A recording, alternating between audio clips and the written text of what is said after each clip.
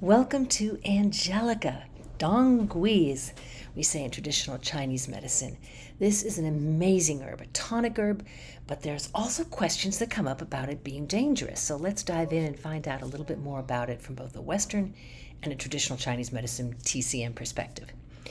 So typically in the West, the variety that's going to be used is Angelica, Archangelica. I love that, right? Named after the angels because it was so popular in the Middle Ages. Long history as a cure-all, fight the plague, protect you from witchcraft and curses. And in traditional Chinese medicine, the variety, because there's like 60 different species of this plant, Angelica sinensis is most typically used. So the root, the seed, the leaf, the fruit, these are all made use of. Some are more edible. It's even used as a flavoring agent to make gin. And the compound that's in Angelica that causes some of the danger potential is known as angelicin, right? Named after the plant. And this is what's known as a furocumarin. And these are compounds that are found in many foods and plants, right? Angelica is in the parsley family, and so it has high levels of this compound. Grapefruit is famous, right? It's actually one of the great examples of food-drug interaction. Pay attention, foods.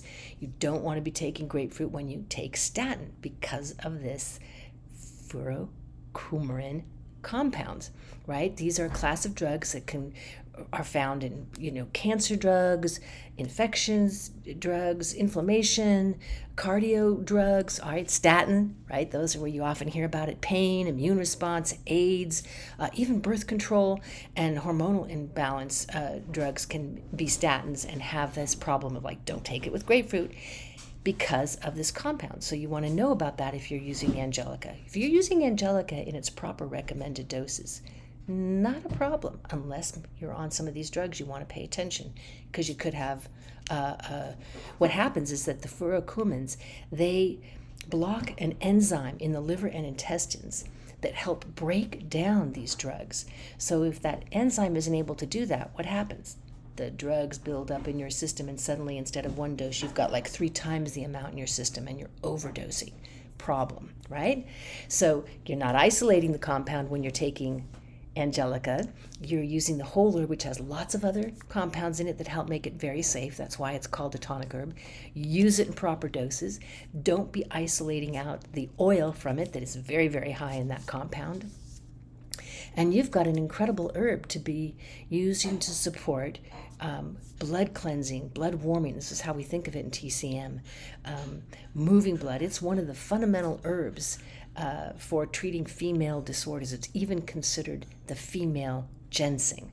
So if you have a question or comment, please leave it below. I'd love to hear from you.